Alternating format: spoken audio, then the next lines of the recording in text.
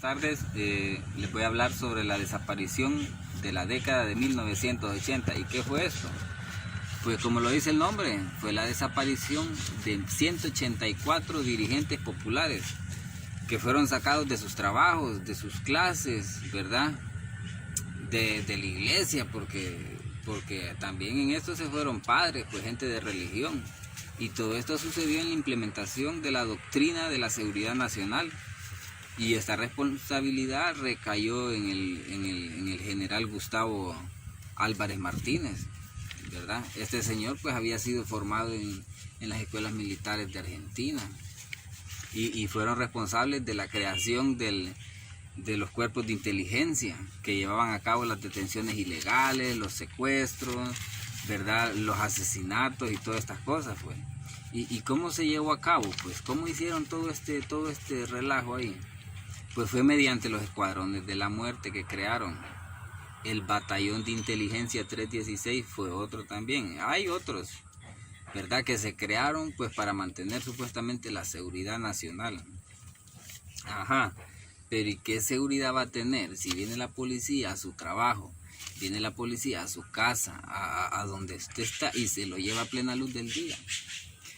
Las víctimas estas eran personas consideradas por las autoridades hondureñas como peligrosas para la seguridad del Estado. Y eso es algo que podemos catalogarlo, pero digamos en un narcotraficante, en un terrorista, ¿verdad? Pero esa era una excusa, decirles que eran peligrosas. Era peligrosa, pero para los intereses de ellos tal vez, ¿verdad? Y como cuando ya se habla de cambio, porque estas personas querían un cambio, y ya cuando se toca ese tema, pues entonces las personas que están en el poder, como que ya no les va gustando. Víctimas usualmente habían estado sometidas a largos periodos de seguimiento y vigilancia, pues querían saber qué es lo que hacían, a dónde iban, con quién hablaban. Eran de otras nacionalidades también, en su mayoría jóvenes, y eran sospechosos de pertenecer al movimiento de izquierda y de apoyar a grupos armados en El Salvador. Estas personas pues las iban a traer en vehículos y armas que usaban solo los policías, o sea, no había manera de confundirlos, era la autoridad pues. Estas personas eran vendadas y las llevaban a lugares secretos de detención, pues donde eran torturados hasta la muerte, que les ponían que choques eléctricos, que a los perros que vinieran a morderlos, que los colgaban, que los ponían a aspirar líquidos por la nariz, los hundían en aguas con heces fecales. Resulta que los obligaban a andar desnudos y hacían a como que los iban a matar, jugaban con ellos psicológicamente. Imagínense que lo paren por ahí y que lo van a fusilar, ajá, y que a la hora es un juego. Eso es una tortura psicológica. En esta época pues simplemente la gente desaparecía, no se volvía a saber nada más de ellos. Algunos cuerpos reaparecieron, pero estaban mutilados de tal manera que era imposible reconocerlos, pues, o sea, más allá de cualquier posible reconocimiento. Y esto se dio en las cárceles y en los cementerios clandestinos, que fueron donde se ejecutaron todas estas masacres, ¿verdad? Pues a raíz de todo esto se fundó el COFADE, que es el Comité de Familiares Desaparecidos, Detenidos Desaparecidos en Honduras, allá en el año de 1982, exigiendo pues a las autoridades que querían respuesta de sus familiares. Querían saber qué había pasado con esta gente que había sido llevada de sus propias casas, de sus trabajos. Ajá, pero ¿y qué respuesta le iba a dar el gobierno? Si la policía actuó por orden del gobierno, entonces el gobierno era el principal autor. En la década de los 80 pues surgieron algunas investigaciones judiciales, pero todos los presuntos culpables pues fueron sobreseídos, solo para que vieran que habían hecho algo, no le dieron más importancia. Ya en la década de los 90, exactamente en el 93, pues los Derechos Humanos publicó el informe preliminar sobre los desaparecidos en Honduras, que este fue el primer informe oficial en el que se supuso la participación de las fuerzas gubernamentales pues en todo este relajo.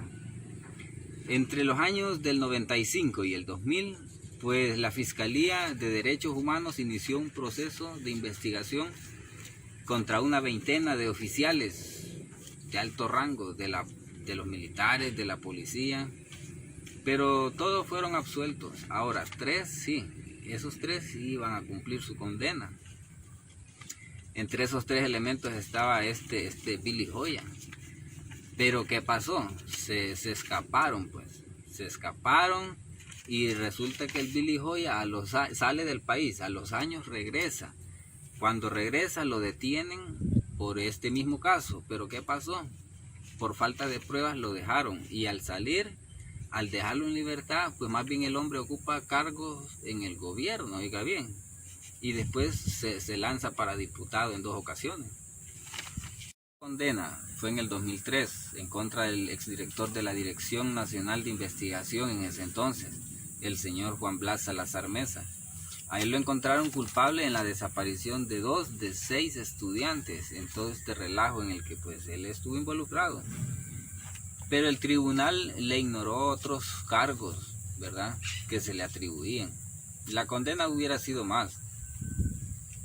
Ya en el 2015, la Fiscalía Especial de Derechos Humanos pues anunció frente a los medios de que iban a volver a abrir las investigaciones y todo esto, pues.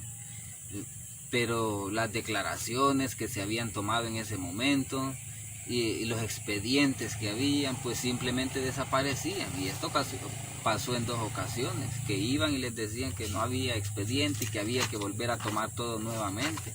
Y entonces las pruebas se perdían, pues. Así de sencillo. Y pues en estas todo sigue en la impunidad, y entre más años pasen, entre más pase el tiempo, va a ser más difícil lograr hacer justicia. Esto ya quedó así. ¿Por qué decidí el cementerio para hacer este video? Y es porque al perder un familiar, pues uno va al cementerio a llevar una flor, a limpiar el monte, y eso es algo que ninguna de estas 184 familias puede hacer, porque sus familiares simplemente desaparecieron, no saben dónde están sus restos, ¿verdad? Y eso es el caso de estas 184 familias, casos que están registrados, y las docenas de casos que no fueron registrados, el número es mayor, ¿sí? Bueno, entonces eso es todo de mi parte, agradeciéndoles su atención y esperando pues que hayan podido comprender un poco, ¿verdad?, sobre lo que fue la desaparición de la década de 1980, esta década que fue pues tenebrosa y sangrienta, ¿verdad?